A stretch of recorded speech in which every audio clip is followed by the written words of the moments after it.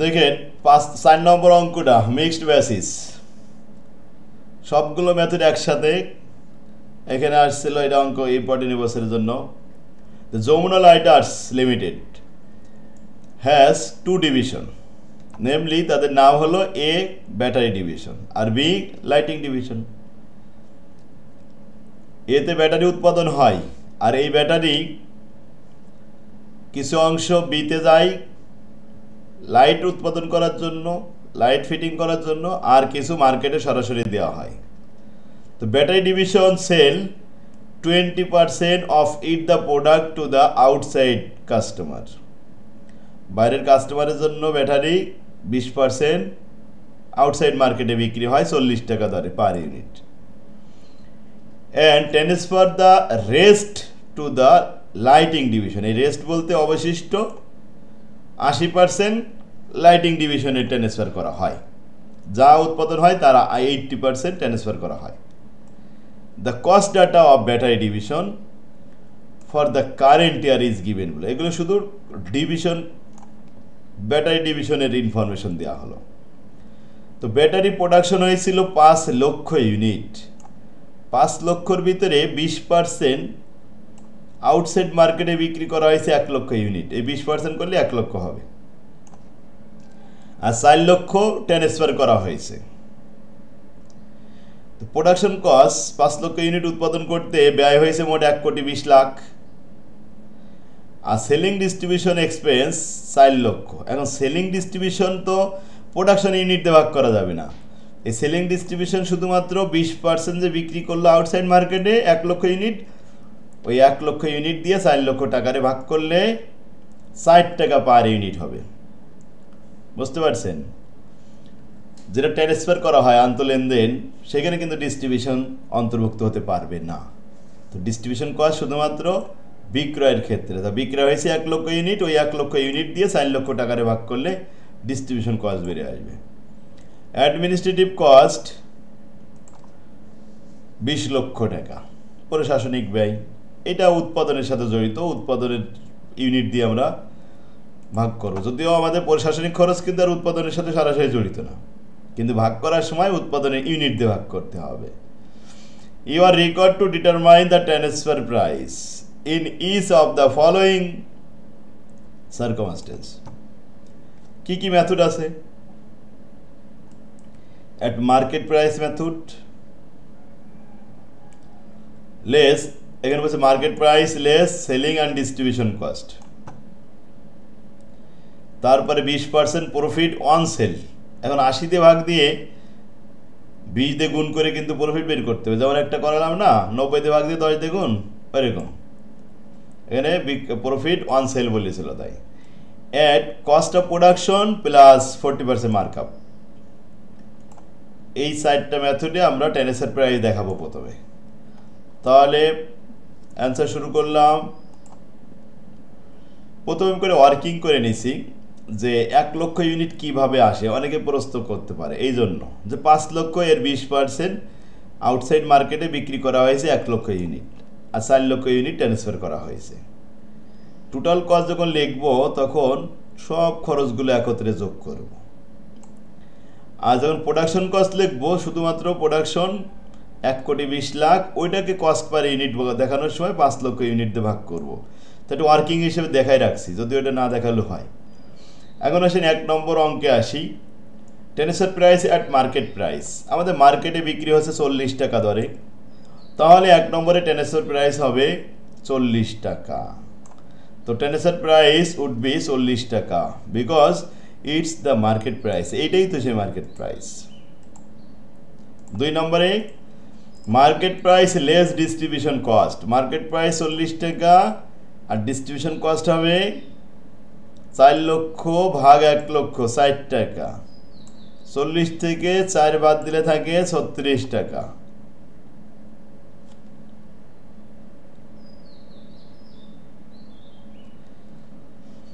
দুই নম্বরে কি বলছে? 20% প্রফিট অন সেল।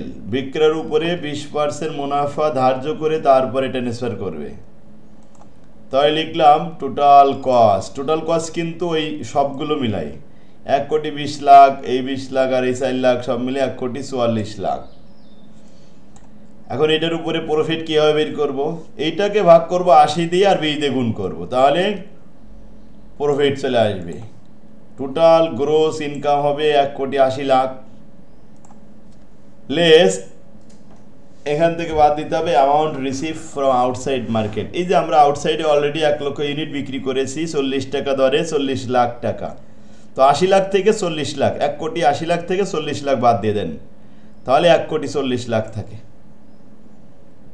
এখনই 1,40,00,000 ভাগ করতে হবে।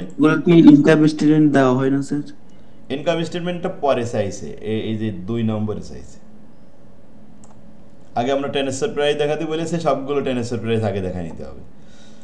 তো এখন 1,80,00,000 থেকে 40 লাখ বাদ দেওয়ার পরে আর থাকলো 1,40,00,000।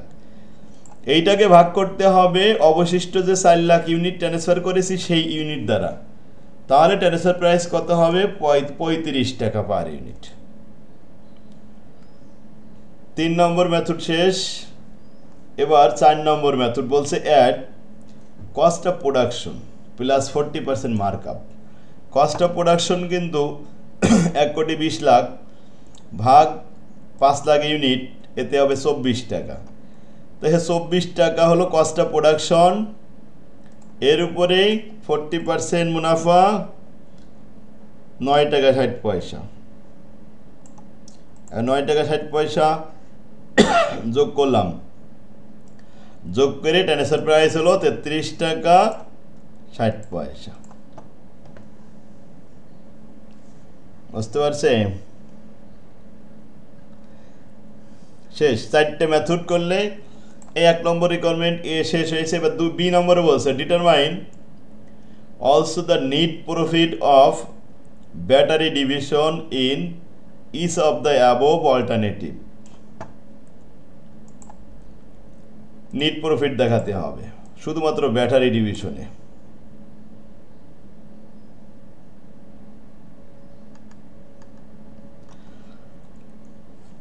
এখন নিট প্রফিট দেখাবো 1 নম্বর মেথডে। প্রথমে আমাদের ট্রান্সফার হয়েছে 1 লক্ষ ইউনিট 40 টাকা দরে, 40 লাখ টাকা। আর আউটসাইড মার্কেটে বিক্রি করেছি 1 লক্ষ ইউনিট, আর ট্রান্সফার হয়েছে 4 লক্ষ ইউনিট 36 টাকা দরে। সরি, 2 নম্বরে চলে গেছে ভুল করে। এই যে 1 লক্ষ ইউনিট আউটসাইড মার্কেটে বিক্রি করেছি 40 লাখ টাকা, আর ট্রান্সফার করেছি 4 লক্ষ ইউনিট 40 টাকা দরে, 1,60,00,000। এই টোটাল গ্রোস সেল হয়েছে কিন্তু 2 কোটি। সেখান থেকে প্রোডাকশন খরচ 1,20,00,000 বাদ দিলে থাকে অনলি 80 লাখ। এই 80 লাখ থেকে অপারেটিং খরচ বাদ দিতে হবে। অপারেটিং খরচ 2টা, অ্যাডমিনিস্ট্রেটিভ কস্ট আর ডিস্ট্রিবিউশন কস্ট। বাদ দিলাম 24 লাখ, বাদ দিলে 56 লাখ টাকা লাভ থাকলো। NEET profit 56 lakh. Market price less distribution cost 2 নম্বর যে মেথডটা ছিল, সেখানে আমাদের 1 লক্ষ ইউনিট 40 টাকা দরে 40 লাখ টাকা, আর ট্রান্সফার করা হয়েছে 36 টাকা দরে 1,44,00,000। 44 লাখ আর 40 লাখ, এই 1,84,00,000। স্যার আমার বইতে 33.6 মানে 60 কেন ভুল আছে স্যার আমার বইতে। তাহলে কস্ট অফ প্রোডাকশন 1,20,00,000 বাদ দিলে গ্রোস প্রফিট পেয়ে গেলাম 64 লাখ। এখান থেকে অপারেটিং খরচ বাদ দিলে নিট প্রফিট। কোথায় কয় নম্বর রিকোয়ারমেন্ট? স্ক্রিনশট দিবেন। রিকোয়ারমেন্ট বিটা স্যার, রিকোয়ারমেন্ট বি শেষেরটা। এটা এই পেজ স্ক্রিনশট দেন। হ্যাঁ স্যার।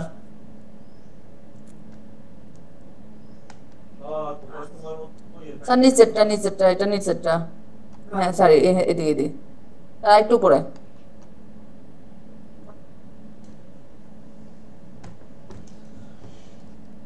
স্যার এবার 20% নিট প্রফিট অন সেল। তো প্রথমে আসেন আউটসাইড মার্কেটে বিক্রি করেছি 1 লক্ষ আর ট্রান্সফার করেছি 4 লক্ষ, তবে সেটা রেট কত? 35 টাকা দরে।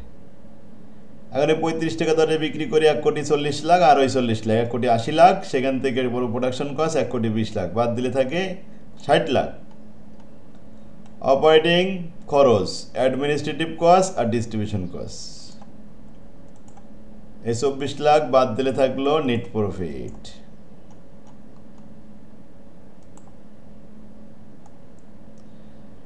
বি নম্বরে কস্ট অফ প্রোডাকশন প্লাস 40%,